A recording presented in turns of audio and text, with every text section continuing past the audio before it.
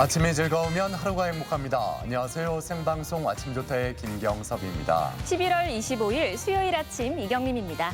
흔히 회사 구내식당 같은 경우에는 식사 인원을 어림잡아서 계산하기 때문에 만들어 놓은 음식이 남는 경우가 있습니다.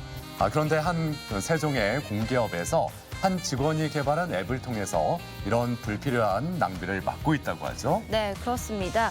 직원은 앱을 통해서 식사 인원을 미리 표시하고 주방은 이를 토대로 식재료를 준비한다고 하는데요. 이와 같은 방법을 통해서 한 달에 150만 원 가량의 식재료와 음식물 처리 비용을 아낄 수 있었다고 합니다. 그렇습니다. 이렇게 몇 달 동안 모은 돈으로 김장을 해서 저소득층 노인 100여 가구에 전달을 했습니다.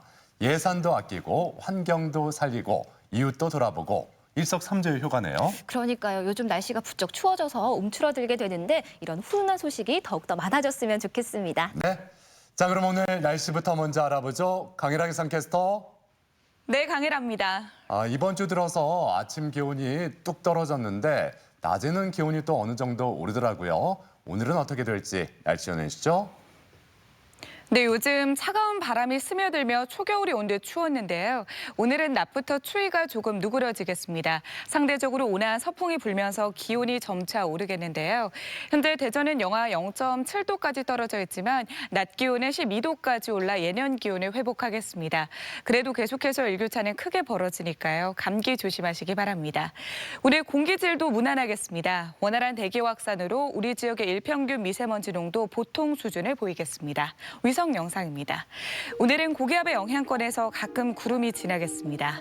지역별 날씨입니다. 낮 기온은 천안 11도, 대전과 논산 12도, 세종 11도로 어제보다 2도가량 높겠습니다. 충남 서해안은 한낮에 태안 11도, 보령 12도까지 오르겠습니다. 바다의 물결은 모든 해상에서 낮게 일겠습니다. 주간 날씨입니다. 금요일까지는 대전의 아침 기온이 영상권에 들겠지만 주말부터는 다시 영하권의 추위가 찾아오겠습니다. 날씨였습니다.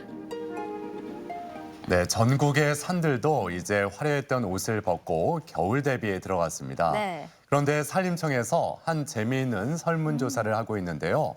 산과 숲이 잘 어울리는 유명인은 누구라는 질문에 영화배우 유해진 씨와 또 자연인으로 유명한 개그맨 이승윤 씨가 선두를 달리고 있습니다. 네, 그 외에도 문재인 대통령 팽수가 후보로 거론되고 있는데요. 이런 결과를 토대로 내년 홍보대사를 선정할 계획이라고 합니다. 네, 거론되는 분들 네. 모두 산과 잘 어울린다라는 생각이 드는데 우리 가족 여러분도 가만히 계실 순 없을 것 같습니다. 오늘 가족 여러분이 우리 동네 명산을 소개하는 1일 홍보대사가 돼보면 어떨까 싶거든요. 그래서 오늘 사진 사연 주제 이렇게 정했습니다. 내가 바로 홍보대사, 우리 동네 명산은이라고요. 네, 사진 사연 보내는 방법 알려드릴게요. 생방송 아침이 좋다 앱을 내려 받으셔도 되고요. 인터넷 주소창에 아침이좋다.kr 입력하시고 닉네임과 전화번호 쓰면 오늘도 사진과 사연 보내주실 수 있습니다. 사연 보내주시면 저희가 선정해서 선물 드리니까요. 오늘도 많이 참여해주세요. 네. 자, 오늘 첫 소식 똑주부 큐 이수진 리포터가 준비했습니다. 어서 오세요. 네, 안녕하세요. 어서 오세요. 지난주에는 좀 포근한 날씨를 느꼈던 것 같은데 네. 갑자기 기온이 뚝 떨어졌어요. 네, 왜 아니에요. 이럴 때 건강들 좀 챙기셔야 될 것 같습니다. 또 앞서 사진 문자 주제가 내가 자랑하는 우리 동네 명산이라고요. 지금 사진첩들 들여다보시면서 우리 동네 산들 자랑하실 텐데 이런 소중한 산들 잘 지키고 보존하기 위해서 아무리 강조해도 지나치지 않는 게 바로 불조심 아니겠어요? 그래서 오늘 이 화재 예방에 대한 모든 것들 정보 담았습니다. 함께 보시죠. 설마 했던 순간 방심과 함께 순식간에 잿더미로 변하는 화재. 건조한 날씨 탓에 크고 작은 화재 소식이 들리고 있습니다. 최근 난방기구 사용이 늘면서 겨울철 화재 위험도 커지고 있는데요. 겨울철 화재, 현명한 대피 요령 속으로 똑주부 큐.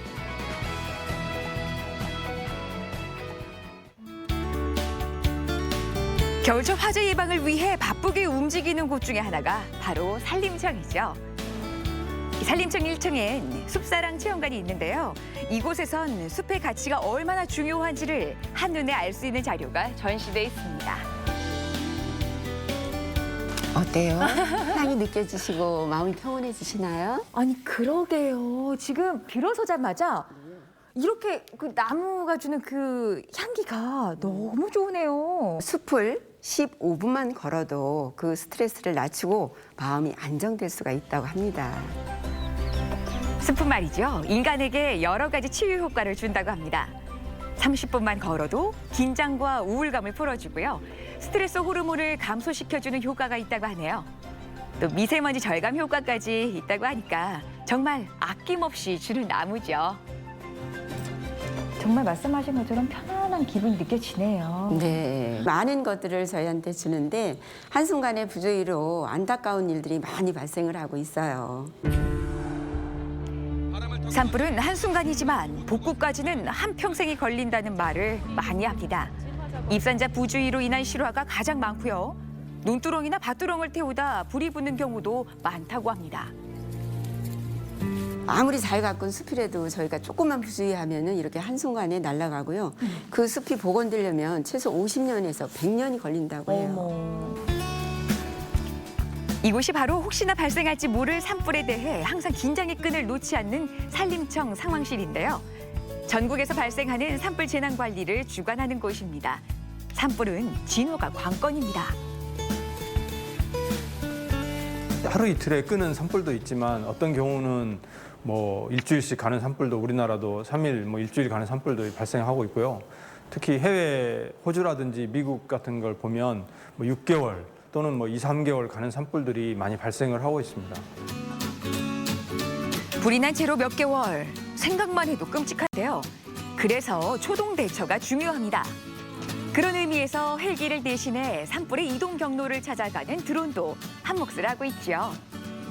지금까지는 예방 활동에 주로 이제 활용을 했었는데요. 이제 내년에 이제 직접적으로 진화 역할을 수행할 이제 드론 산불 진화대를 좀 구성을 해서 운영할 계획을 갖고 있습니다. 가을 지나 겨울, 이제 진짜 건조해질 시기입니다. 제 아무리 기술력이 좋아진다고 해도 가장 중요한 건 화재 예방이라는 거 다들 알고 계시죠? 산에 갈 때 인화성 물질은 절대 안 되고요. 취사도 안 된다는 거 꼭 기억하세요.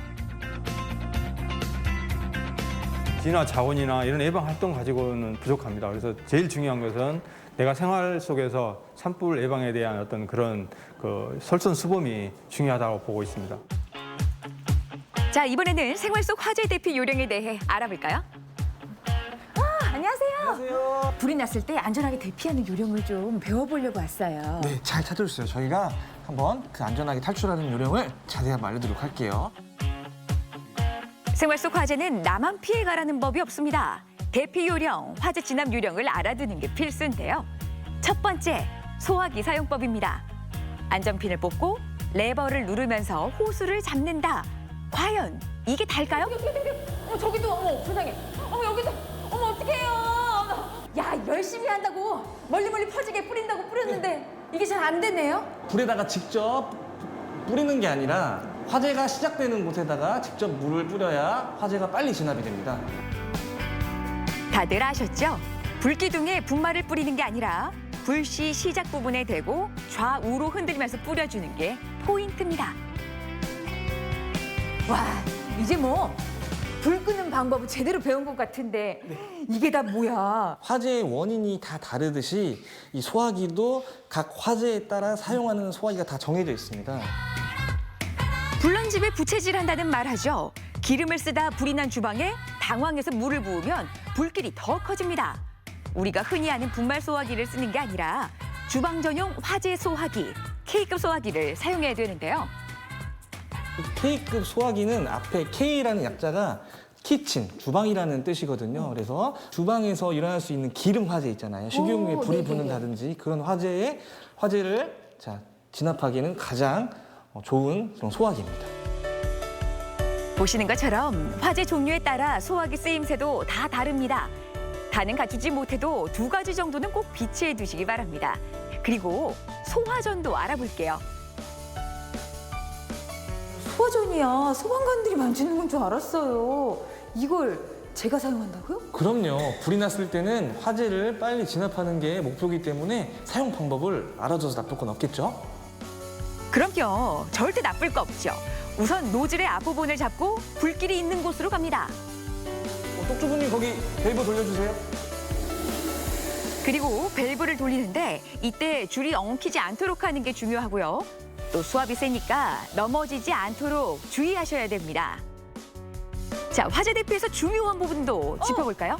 안 보여, 안 보여. 오, 어머, 어머.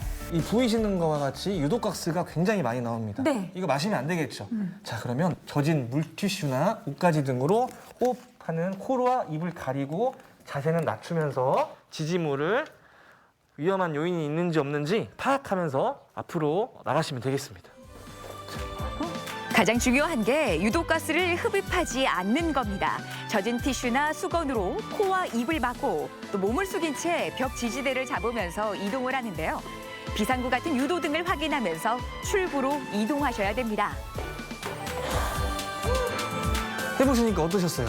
아니 이런 일이 발생하지 않으면 가장 좋겠지만 유도등이 이렇게 소중한 건지 이제 알겠네요. 그리고 만약 고층 아파트나 빌딩에서 불이 났을 경우 정말 앞이 캄캄하실 텐데요. 그때 필요한 게 바로 완강기입니다. 화재 시 높은 곳에서 탈출할 수 있도록 해주는 비상용 장치인데요. 안전벨트 착용이 가장 중요하고요. 25에서 150kg까지 운반하도록 설계돼 있기 때문에 사용 전에 최대 하중을 꼭 확인해야 된다고 합니다.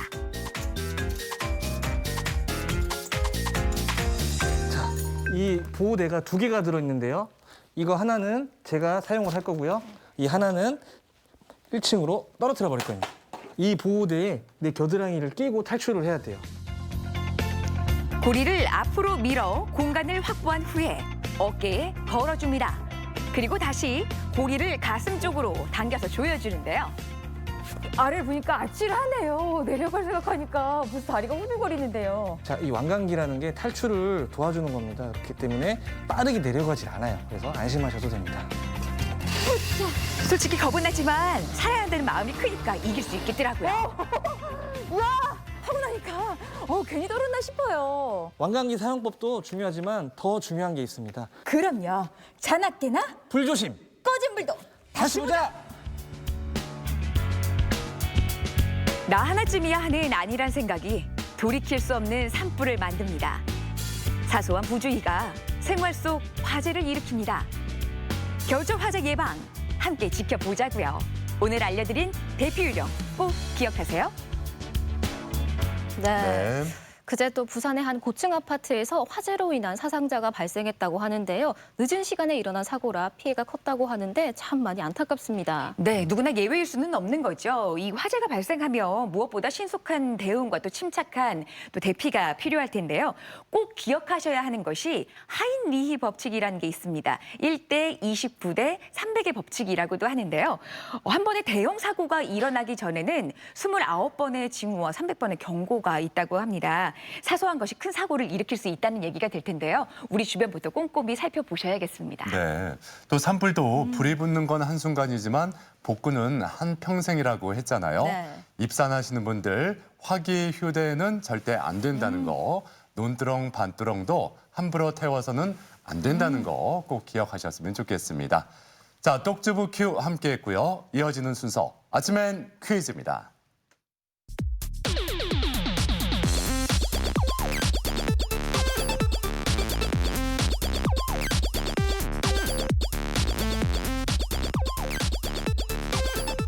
시사상식에 대해서 부담 없이 함께 알아보고 실시간 가족 여러분과 더욱 소통할 수 있는 시간. 아침엔 퀴즈 함께 하시죠. 네, 퀴즈 푸는 방법 알려드릴게요. 생방송 아침이 좋다 앱을 내려 받으셔도 되고요. 인터넷 주소창에 아침이 좋다.kr 입력하시고 닉네임과 전화번호 쓰면 오늘도 퀴즈 푸실 수 있습니다. 퀴즈도 5문제 모두 맞추신 분 안에서 추첨을 통해 선물 드리니까요. 끝까지 함께해 주세요. 네, 계속해서 이수진 리포터가 퀴즈의 세계로 안내하겠습니다. 네, 아침의 퀴즈 지금부터 함께 하실 텐데요. 앞서 똑주부 큐에서 화재 대피 시의 요령에 대해서 알려드렸습니다. 여기서 첫 번째 문제 함께 풀어볼까요? 3, 2, 1. 고층 건물에서 불이 났을 때 몸에 줄을 매고 높은 층에서 땅으로 천천히 내려올 수 있게 만든 비상용 기구 뭐라고 할까요? 1번 완강기, 2번 구조대, 3번 피난교. 네.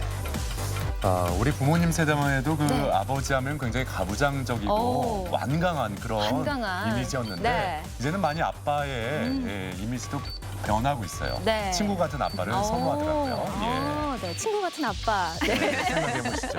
정답이 눈에 보이는 힌트 넉넉하게 주셨습니다. 글쎄요, 여러분의 선택도 궁금하네요. 1번 완강기, 2번 구조대, 3번 피난교까지 세 가지 보기 드렸는데요. 정답 확인해 보죠.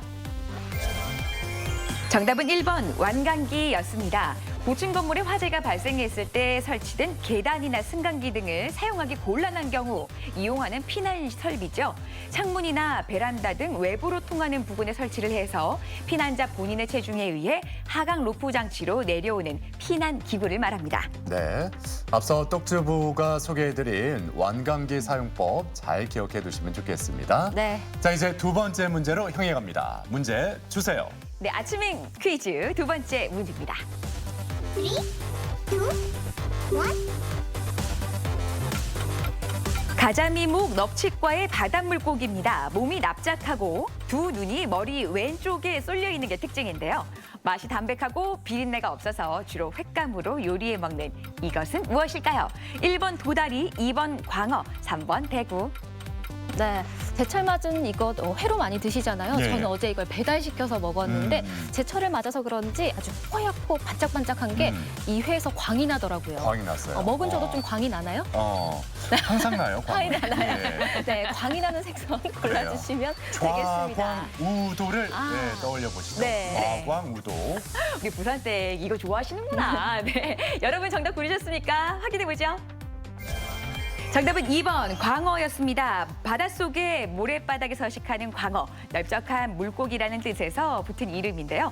넙치라고도 하고요. 우리나라에서 손쉽게 구할 수 있을 뿐만 아니라 맛이 좋고 영양도 풍부해서 다양한 요리로 사랑받고 있습니다. 네, 자연산 광어는 늦가을부터 겨울까지 제철을 맞이하고 있는데요. 단백질이 풍부하고 지방 함량이 낮아서 당뇨병 환자나 간장 질환이 있는 사람에게 효과적이라고 하고 광어에 있는 간이 비타민 B가 풍부해서 또 빈혈 예방에도 효과적이라고 하니까 11월 이 광어로 건강과 맛을 찾아보시면 좋을 것 같습니다. 네. 자, 이제 세 번째 문제 풀어봅니다. 세 번째 문제 주세요.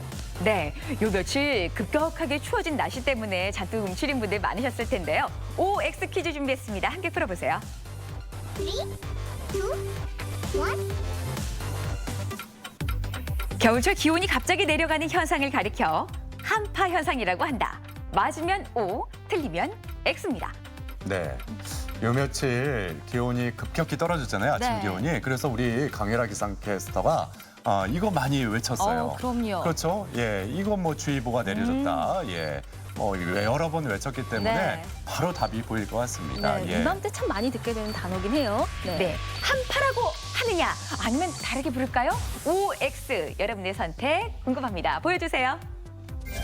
정답은 O입니다. 이 겨울철에 온도가 갑자기 내려가면서 들이닥치는 추위를 말하죠. 한랭기단이 위도가 낮은 지방으로 이동하면서 생기는 현상입니다. 네. 예, 한파주의보는 아침 최저 기온이 전날보다 10도 이상 떨어져서 3도 이하일 때 혹은 아침 최저 기온이 영하 12도 이하가 이틀 이상 지속될 경우에 그리고 한파 경보는 이보다 더 추운 날씨가 예상될 때 발령이 됩니다. 네. 자, 이제 네 번째 문제 함께 풀어보겠습니다. 네 번째 문제 주세요. 네, 아침엔 퀴즈 네 번째 문제는 시사 상식 문제로 준비했습니다. 함께 풀어보죠.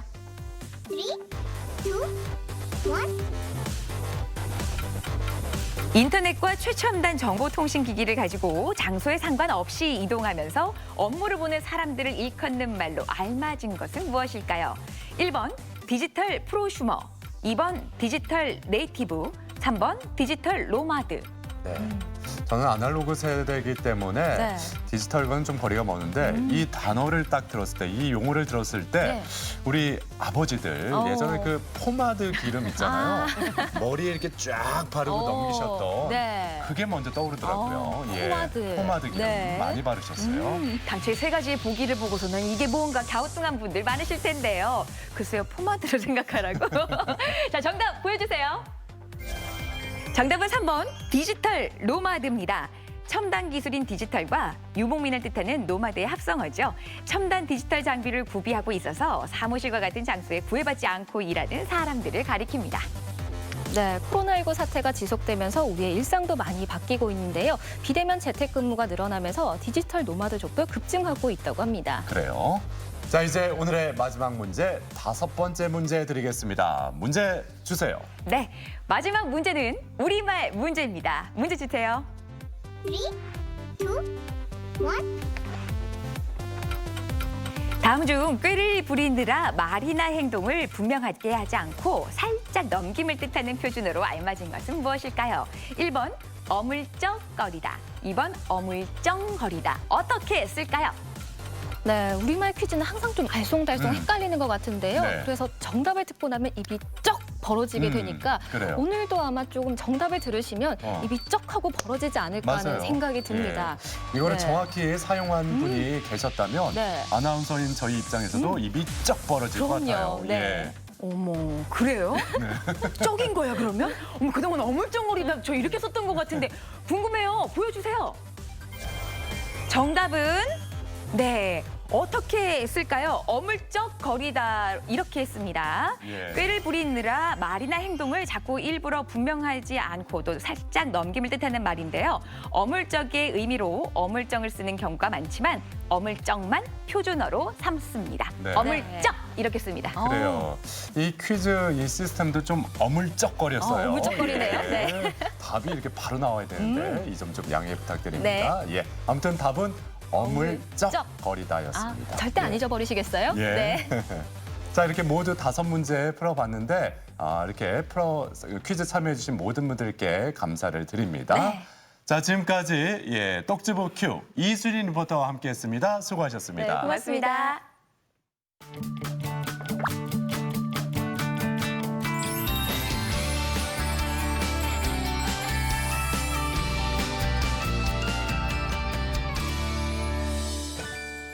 생방송 아침이 좋다 수요일 순서 함께하고 계신데요. 오늘의 사진 사연 주제 내가 바로 홍보대사 우리 동네 명산입니다. 산과 함께한 사진 홍보대사가 되셔서 많이 보내주시길 바랍니다. 네, 오늘 사진 사연 주제가 우리 동네 명산인데 우리나라의 명산하면 또 지리산을 빼놓을 수 없잖아요. 네.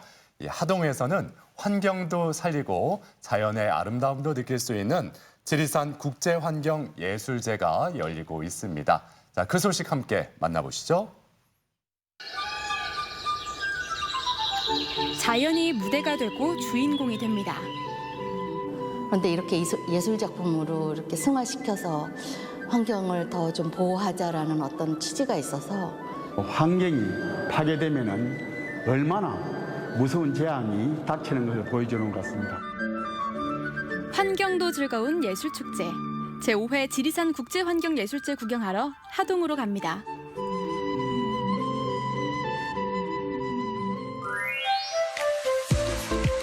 느긋하게 만끽하고 싶은 고장 하동. 이 늦가을의 햇살과 단풍도 같은 마음인 것 같은데요. 자연도 쉬어가는 하동에서 지리산, 섬진강, 남해안이 함께 준비한 축제가 열렸습니다.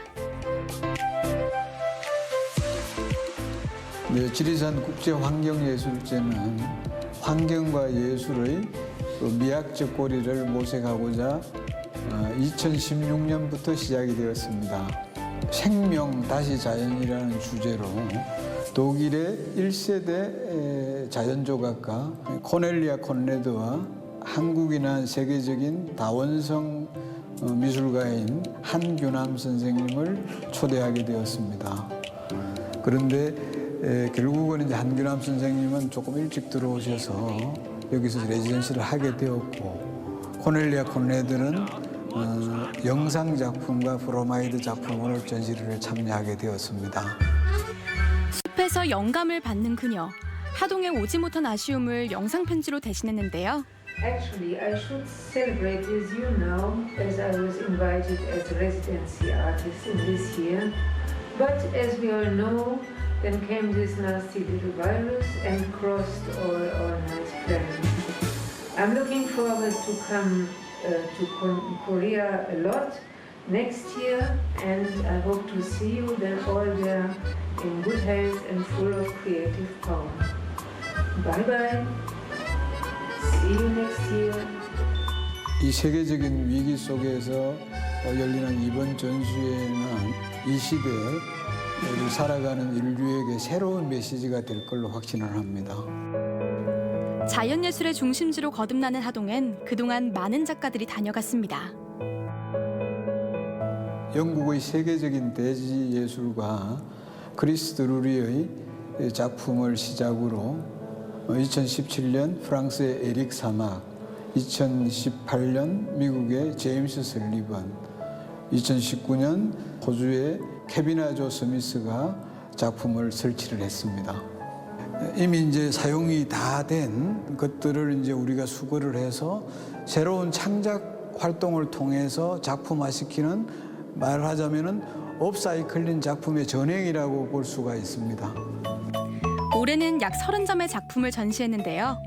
일상에서 쉽게 쓰고 버리는 것들이 재료가 된 만큼 내 행동들을 돌아볼 수 있습니다. 포장재라든지 또 완충제 이런 것들, 버려진 스티로폼을 가지고 북극곰의 비극을 잘 표현했다고 생각이 듭니다. 특히 스티로폼은 지금 이 인간에게 가장 편리한 재료이기도 하지만 결국은 이런 재료들이 또 기후 위기를 훨씬 더 당겼다고 생각이 듭니다. 그래서 이제 이 작품이 전하는 메시지는 결국은 기후 위기 시대에 우리는 어떻게 할 것인가 하는 그런 메시징을 전달한다고 보실 수가 있겠습니다. 이 작품은 여기서 실내 전시가 끝나고 나서 야외에 설치를 하게 되면은 자연 상태에서 비가 오게 되면은 작품의 형태가 녹아내리고 그 속에 있던 씨앗이 자연스럽게 발화가 된다고 합니다. 그 생명 탄생을 설정하는 기발한 아이디어인 것 같습니다. 참신한 작품들을 보니 감탄이 나오면서도 마음이 편치는 않은데요. 환경을 파괴를 해서 약간 인간이 그 파괴의 주범이 되어서 좀 이렇게 벌을 받고 있는, 그냥 단순히 곰이라고만 생각을 했는데 자세히 보면은 뭐 기후적인 변화나 이런 거에 대해서 환경적인 변화를 좀 설명을 해주고 있는 거 아닌가라고 생각이 돼요. 전시장 한편엔 유독 빛나는 작품들이 눈에 띕니다. 올해 처음으로 우리가 대한민국 환경미술대전에 어린이 부분을 추가를 했습니다. 그다음에 이제 어린이들의 그 맑은 생각들을 통해서 일찍부터 이제 환경 의식을 좀 고취하게 되고 또 즐기면서 이제 환경을 생각하는 이제 그런 방법이 되리라고 생각을 하고 이 대회를 진행하게 되었습니다. 동심으로 그린 작품을 보니 좀 더 환경을 아껴야겠다는 생각이 절로 듭니다. 환경 보호에 대한 메시지들이 어린이들도 좀 더 쉽게 그림으로 접할 수 있고, 이런 작품들을 보면서 좀 더 쉽게 그리고 친근하게 환경 보호에 대한 메시지들을 어린이들도 확인을 할 수 있을 것 같습니다.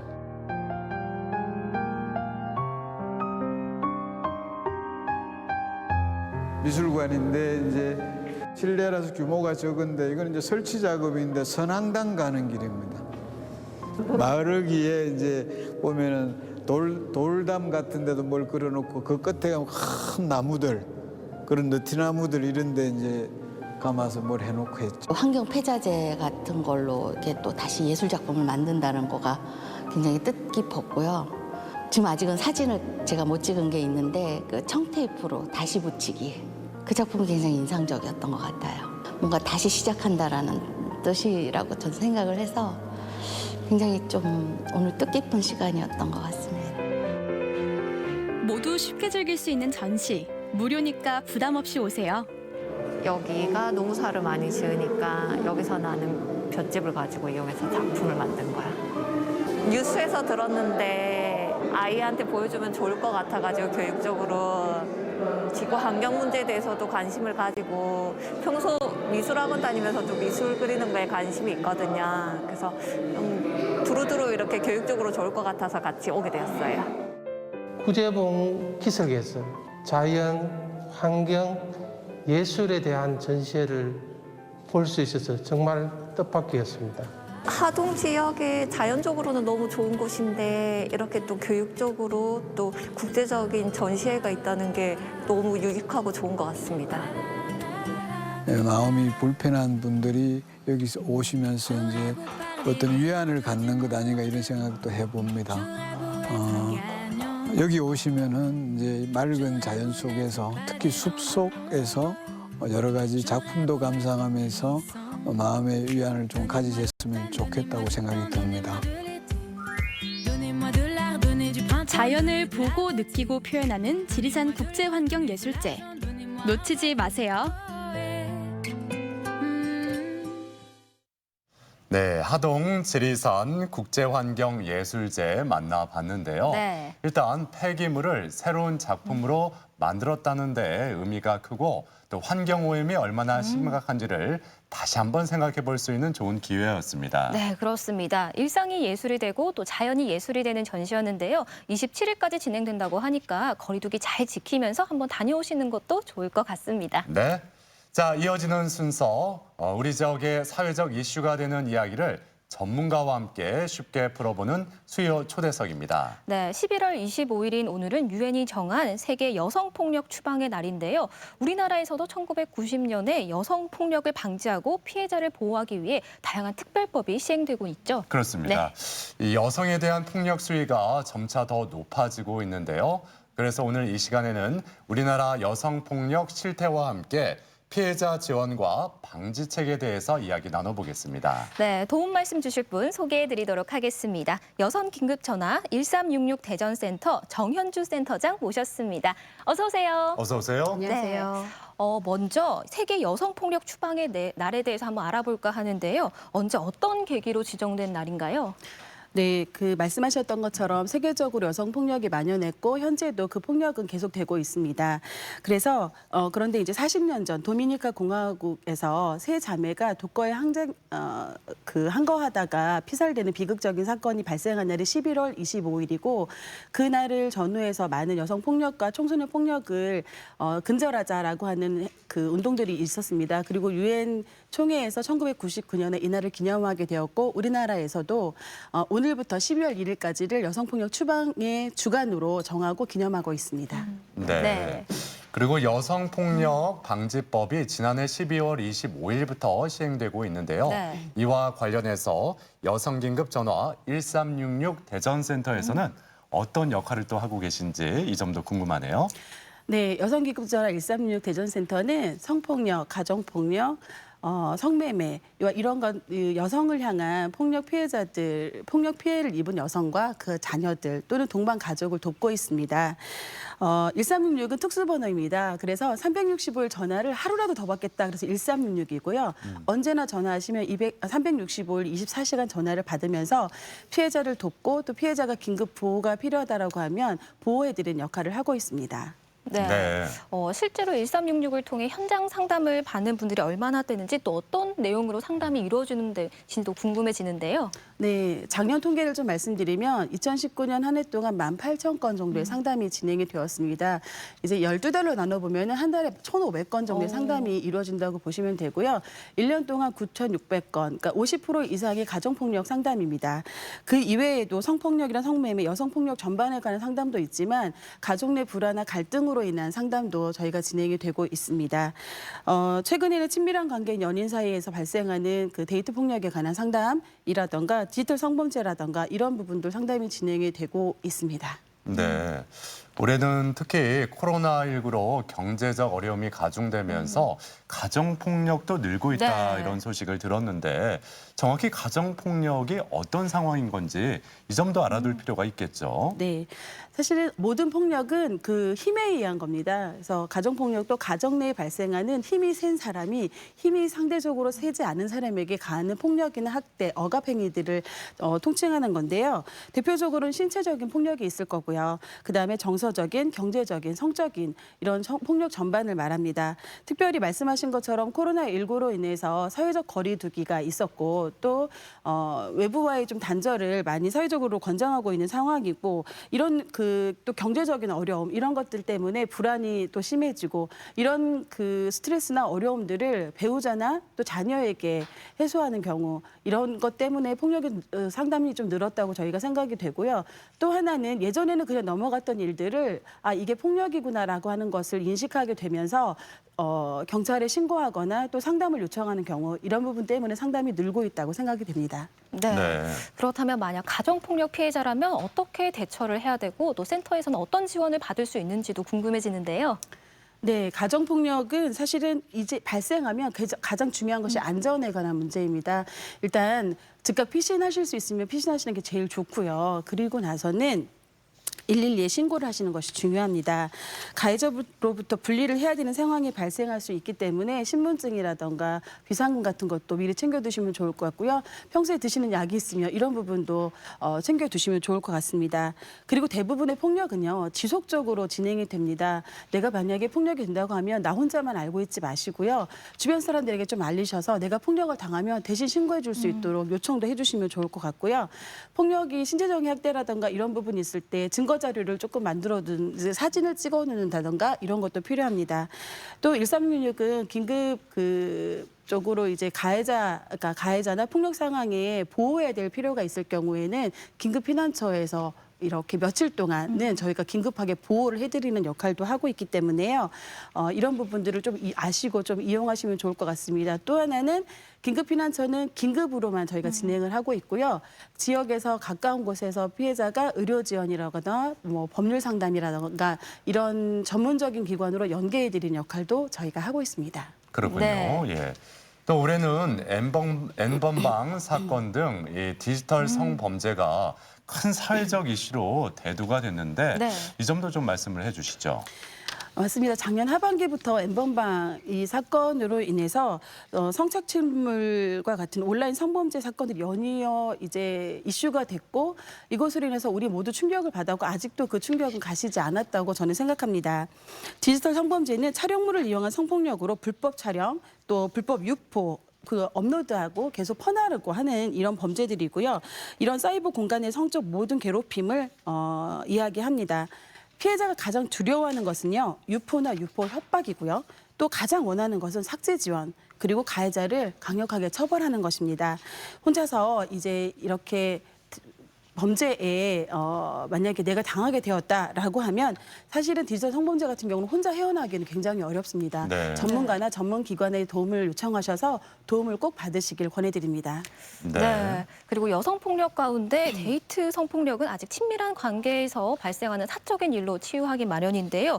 어떤 행동이나 상황을 또 폭력이라고 볼 수가 있을까요? 네, 최근에 이슈가 되기도 하지만 데이트 폭력은 연인 관계 또는 친밀한 관계에서 발생하는 언어적, 정서적, 경제적, 성적 이 모든 폭력을 말합니다. 죄송합니다. 네, 괜찮습니다. 예.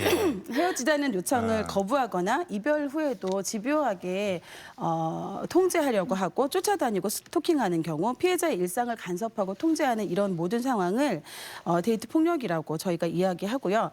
사실은 이런 폭력이 있을 경우에 이게 나에 대한 사랑인가 애정인가 이걸 헷갈려 하시는 경우가 더러 있습니다. 예.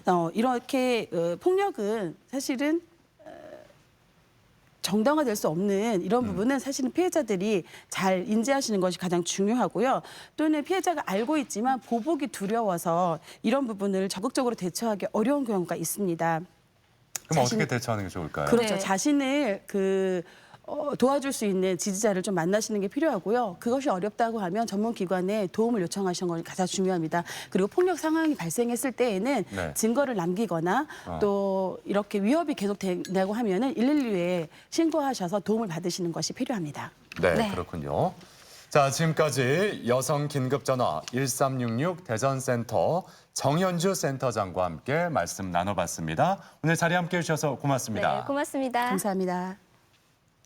계속해서 우리 지역 날씨 알아보죠. 강일학 기상캐스터. 네, 오늘 아침도 옷깃으로 파고드는 공기가 차갑습니다. 현재 대전은 0.6도까지 떨어져 있는데요. 낮부터는 상대적으로 온화한 서풍이 불면서 추위가 차차 수그러지겠습니다. 대전의 낮 기온 12도까지 올라 예년 기온을 회복하겠습니다. 그래도 계속해서 일교차는 크게 벌어지니까요. 건강관리 잘해주시기 바랍니다.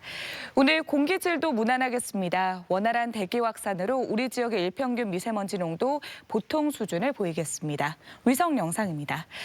오늘은 고기압의 영향권에서 가끔 구름이 지나겠습니다. 지역별 날씨입니다. 낮 기온은 천안 11도, 대전 12도, 논산 12도로 어제보다 2도가량 높겠습니다. 충남 서해안은 한낮에 태안 11도, 보령 12도까지 오르겠습니다. 바다의 물결은 모든 해상에서 낮게 일겠습니다. 주간 날씨입니다. 금요일까지는 대전의 아침 기온이 영상권에 들겠지만 토요일부터는 또다시 영하권의 추위가 찾아오겠습니다. 날씨였습니다. 생방송 아침은 좋다는 가족 여러분의 참여를 기다립니다. 좋은 방송 소재 있으면 언제든지 연락만 주시면 되겠습니다. 네, 계속해서 시청자 여러분들의 이야기 만나볼 텐데요. 오늘의 주제, 내가 바로 홍보대사, 우리 동네 명산이었습니다. 한 분씩 만나보도록 할게요. 7184번님, 명산하면은 부소산 아닐까요? 네. 봄나들이로 다녀왔는데 고즈넉한 산책로와 함께 예쁜 네온 사인까지 힘든 줄도 모르고 단숨에 정복했습니다. 네. 9259번님, 단양의 깊은 산속입니다. 산꼭대기에 있는 펜션에서 바라본 풍경이 정말 아름다웠는데요. 군복무 시절 행사하러 갔을 때는 보이지 않던 아름다운 풍경들이 이제서야 보이네요. 이 밖에도 많은 분들이 네. 사진 보내주셨는데 방송 시간이 한정돼 있는 게 네. 이 점이 참 아쉽네요. 그러니까요. 예, 양해 부탁드려요. 네. 예. 사연 가운데 선정해서 선물 보내드리겠고요. 사진 사연 보내주신 모든 분들께 감사드립니다.